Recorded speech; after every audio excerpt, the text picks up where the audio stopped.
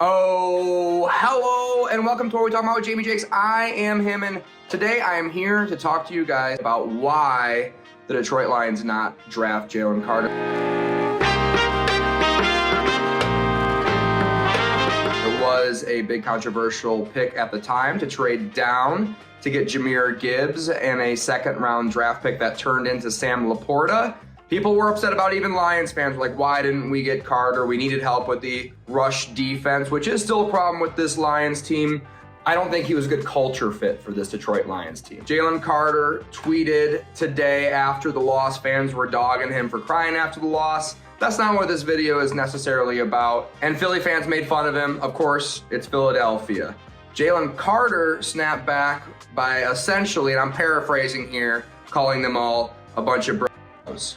Okay? Which is not the worst thing these Philadelphia fans have heard in their lives, right? Like, they probably hear worse things about their mother on their way to the grocery store in the morning. But that's not gonna fly in Detroit to Detroit fans on their way to build some cars in the morning. And I don't think that vibe would fit well in the Detroit locker room. I think the Lions did a great job doing their due diligence on him. He did have massive character concerns coming out of college, and I think that is why the Lions didn't decide to draft him. Instead, they traded down to get Jahmyr Gibbs and Sam LaPorta. So I don't think he was a great fit for the locker room in Detroit. Now let's look at how he's doing in the NFL so far. Jalen Carter this season has only played 5 games where he was on the field for over 50% of the snaps. He's got pretty good stats for that lack of participation on the defense. You know, that is kind of how Philly does things. They rotate guys in. 4 sacks and 26 tackles on the season. Pretty good, okay? So I'm not trying to trash him for this stat line. It's a pretty good stat line.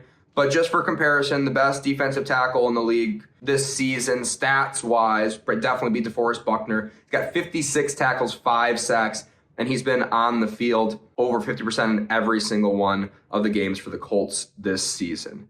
So pretty decent stat line for Jalen Carter. Definitely not like an Aaron Donald world beater, like a couple of people were talking about him coming out of college. And then what did the Lions do? They traded down for Jahmyr Gibbs, which was highly controversial at the time. With David Montgomery going down a couple times this season, especially towards the middle part of the season, the second time Dave went down, Jahmyr Gibbs has filled in incredibly, and I think we're really starting to see his potential. And now there really is an argument between him and Bijan Robinson as who is the best running back in this draft. That cannot be understated. He is unbelievable. The speed he has really translated over from college to the NFL. He's actually really, really strong and seems to be, you know, generally durable, at least thus far, has been able to carry the load for the Lions when David goes down. And even when David is playing, since he's come back from this injury, Jahmyr Gibbs has been getting a ton of touches, especially basically as a wide receiver, been catching a lot of passes, which is obviously very beneficial to the team. So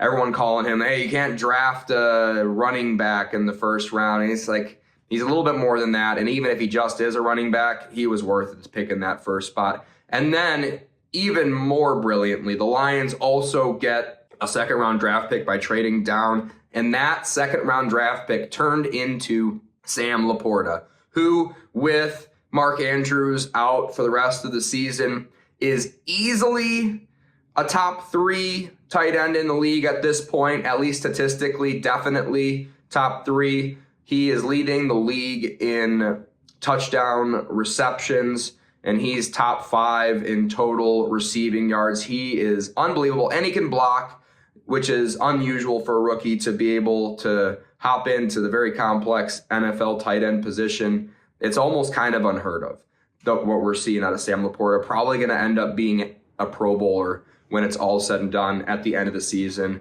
which is extremely difficult to do. Also, critical fans of the TJ Hockenson trade last season, me being included in that group, didn't really understand where we were going, but I don't know if they got lucky or maybe they're like, I think we're going to get the Sam LaPorta kid. Definitely the top tight end in this draft class. The Lions do also have 2 other starters, with Campbell at linebacker, who was a highly critical first-round pick, and Brian Branch, which was not criticized by anybody, kind of a no-brainer. Strange that he fell that far. Should have definitely gone in the first round. He's unbelievable. Brian Branch, and really, really tough, has tried to fight through some injuries that maybe kept him off the field a little bit longer than we would have liked to see as Lions fans. So if you are still critical of this Lions draft in 2023, I'll tell you the same thing that Elon told some of his sponsors on X. GFY. My name's Jamie Jakes. Please subscribe to the channel, leave a like. Thank you, and good night.